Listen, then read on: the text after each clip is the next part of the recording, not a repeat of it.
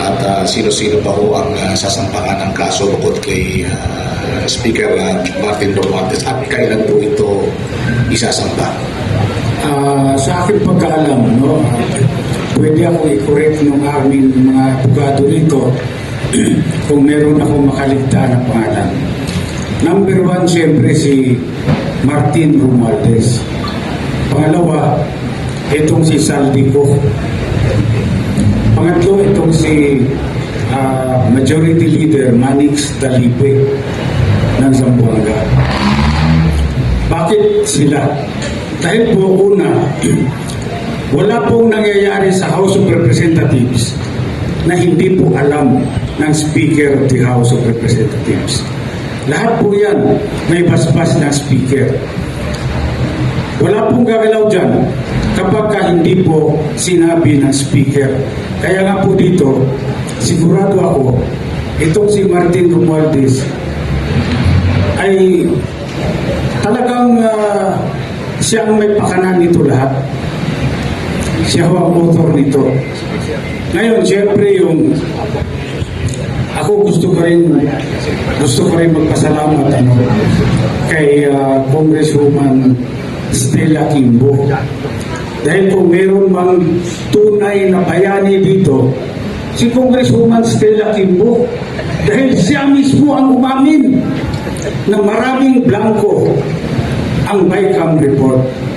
Ngayon, bakit nagkaroon ng 241 billion na additional budget doon sa GAA na pinirmahan ng Pangulo? Ngayon, yung mga media, pwede rin nyo rin mag-request. Request nyo sa Kongreso kung mabigyan kayo ng kopya ng enrolled bill. Bakit mahalaga ang enrolled bill?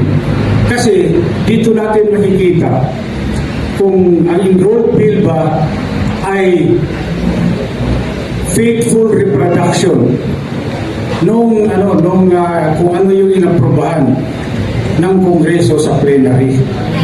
Dahil kung ito ay magkaiba, ay malaking problema yan. Hindi nila nilalabas yung enrolled bill. Ako may suspetsa. Anong problema? Ba't ayaw mong ilabas?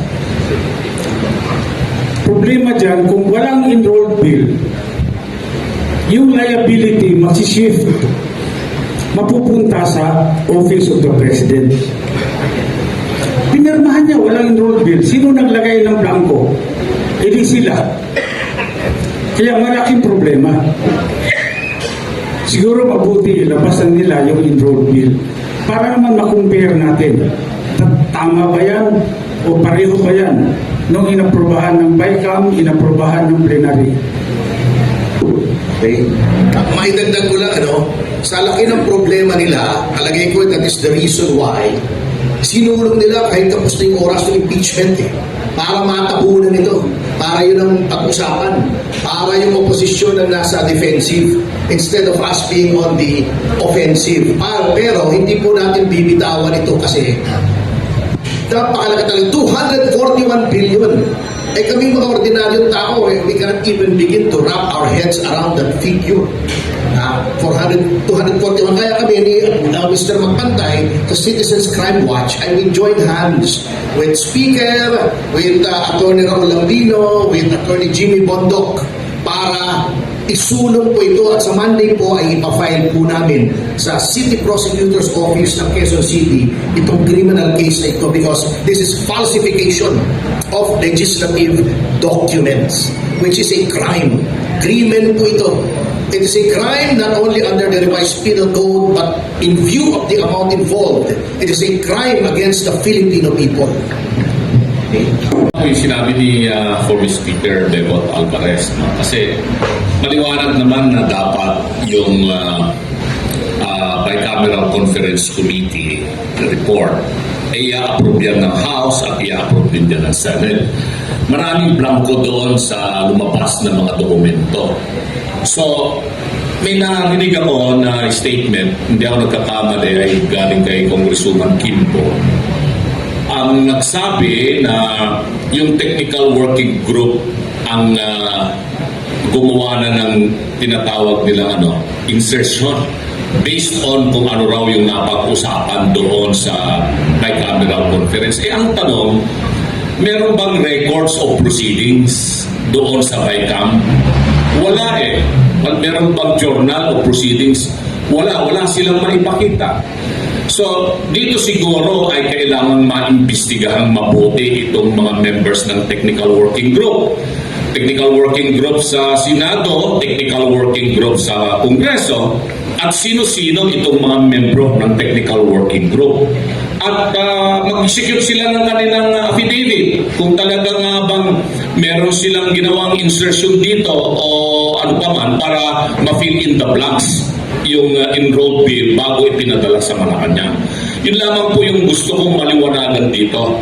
Dahil ay statement ang galing yan sa balita na napakinggan ko at nabasa ko na statement allegedly ni Congresswoman Kimbo na yung Technical Working Group ay pinunuan itong mga blanco na nandito sa mga dokumentong lumabas na mga BICAM report na may pirma naman yung mga members ng BICAM committee sa House at saka sa Senate. Sa tinagal-tagal ko rin staff, Speaker Bebot dyan sa Kongreso magmula 87 hanggang sa Senado. Ito lamang yung kauna-unahang pagkakataon. For many years, naging staff ako dyan sa Kongreso at pati dyan sa Senado na nagkaroon ng bicameral conference committee na blanco na pirmado ng mga membro ng BICAM. At kung ito rin ay sinabit nila doon sa plenary session para i-approvean nila, asan nga yung enrolled bill? Sabi nga ni Speaker Bimot, wala pa hanggang ngayon. Sa akin, yun ang aking pinagdududa na bakit nagkaroon ng ganon ng mga insertion. Sila po. Attorney Bertie, bago natin sa Q&A, okay na? Ito is February 10. Kung hindi ako nagkakamali, ako ay tama. Pong Alvarez, you have mentioned earlier that Yung sinasabi po ni Speaker Alvarez, dalawa po yan, no? Yung constitutionality, yung kung sina-challenge nila yung mismong GAA na may mga na-violate sa Constitution. No? Hindi siya naaayon sa sinasabi ng Constitution, halimbawa sa edukasyon na dapat highest budgetary priority, etc. Ito pong ipafile natin ay dun sa mga gumawa. Criminal punto na action dahil nag-falsify sila ng dokumento, pinonsify nila yung BICAM report. Kaya po hiwalay siya na issue. Kailangan malinaw po yun sa tambayan. one more question from me. Para